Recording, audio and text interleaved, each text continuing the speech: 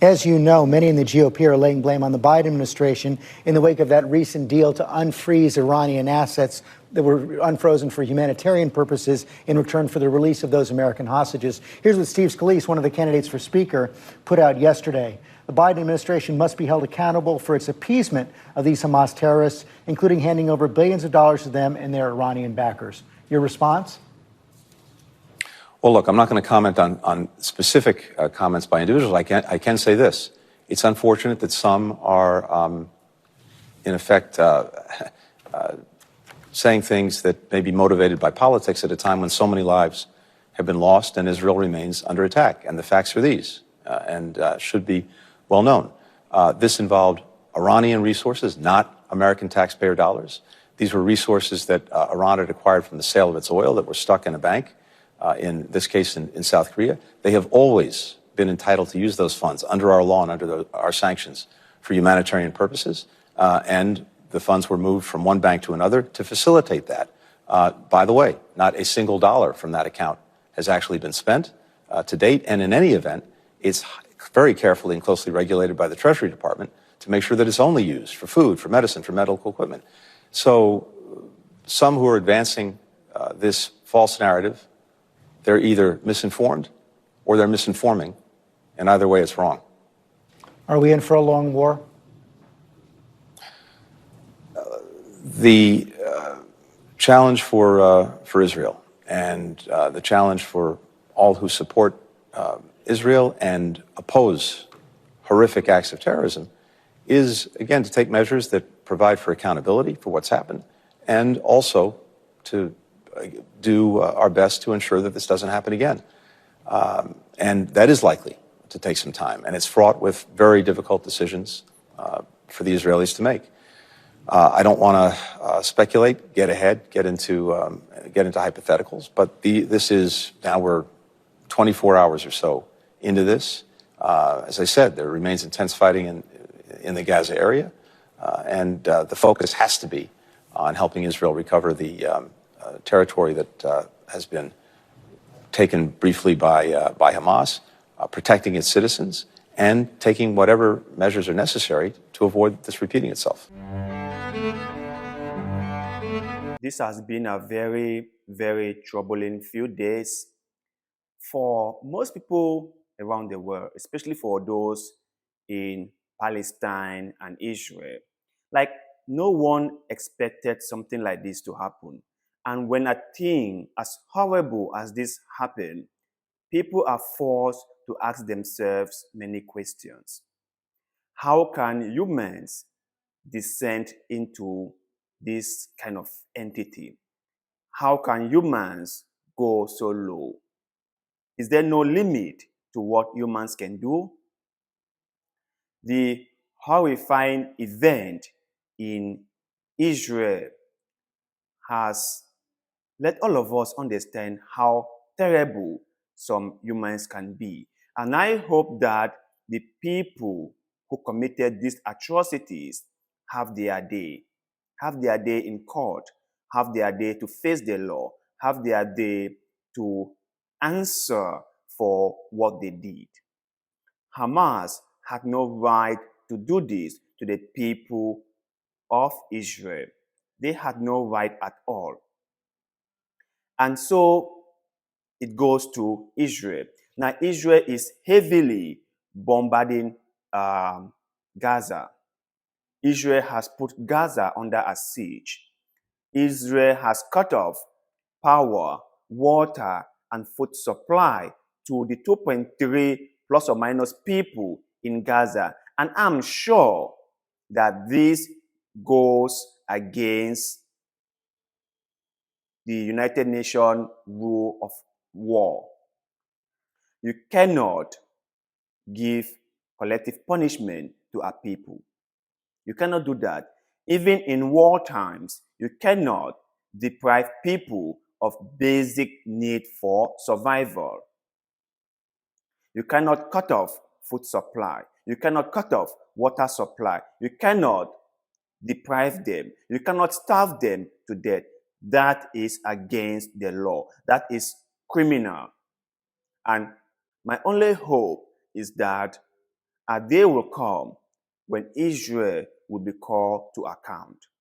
A day will come when Israel will answer for what they did in Gaza. That is just my own wish. No one has the right to punish other people in such a way. As we are all condemning Hamas for their barbaric act, we must not fail to also pay a close look to what Israel is doing in Gaza. Because more too often, right, we focus all our attention on the immediate event, that is the attack by Hamas on the people of Israel. And we forget to also pay close attention to what Israel is doing as a counteractive measure. And as the whole world sympathizes with Israel, Israel should not just take this as a green light to do whatever they want. And have you realized the way the media have covered this whole event? If you think that the media has been fair in their coverage, then I would suggest you look again. Because if there's one thing I have learned from Western media, is how they all can take a narrative and go along with it. Yeah. Let me tell you a story. I am someone who had always had respect for the West. I am someone who had always loved Western ideas and philosophy and the so-called democracy, freedom of expression, freedom of speech, and stuff like that. Because as someone like me who is from Africa, with limited freedoms of almost everything, we hold dearly these ideas from the West. When we watch Western media tell us how the West is free and how people in the West can do whatever they want to do without their government getting involved, we love these ideas. We celebrate these ideas, and we hope that ideas like this can come to our own country, that our leaders can implement ideas like this for the betterment of the people. That is all what we hope for, And we watch Western propaganda and we fall in love with it. But during 9/11, we saw a shift in how the narrative was being told. When 9/11 broke, all of us sympathized with America because the loss of life is not something that anyone can take for granted. Life is too precious, and to see people die in the thousands is really sad. So we all sympathized with the American people. We all stood side by side with them. And the whole thing of terrorism came into play. And we all saw how George W. Bush played this narrative. And the American media picked it up and sang it day in, day out. And what happened next was Afghanistan and Iraq. They told us Saddam Hussein had dangerous weapon that could destroy the whole world, and they cannot let someone like him to have this weapon. So they need to go in and make sure they seize this weapon from him. And after a couple of years in there, they were like, oh no, we made a mistake. We had bad info.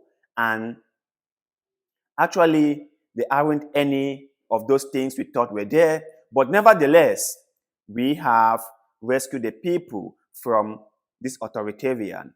We have made sure that Iraq can get the government they deserve. That's how they play the narrative. But can you say that to the people who died? Can you say that to people who lost their lives? Can you say, oh, we are so sorry. It was all a mistake we made to those who have lost their lives, lost their homes? You couldn't say that. From there henceforth, I started having a close look on the West and their foreign policy. But the last nail on the coffin that changed everything for me was NATO's invasion of Libya. You know, like my mom will always say, right? You never feel the pain of something that happened far away from you. If your neighbor is hurting, you never feel the pain. You can sympathize with them quite all right, yes, but you never really feel the pain. You only get to feel that pain when that same thing happened to you or someone in your household. So when America invaded Afghanistan and Iraq, that was far from home.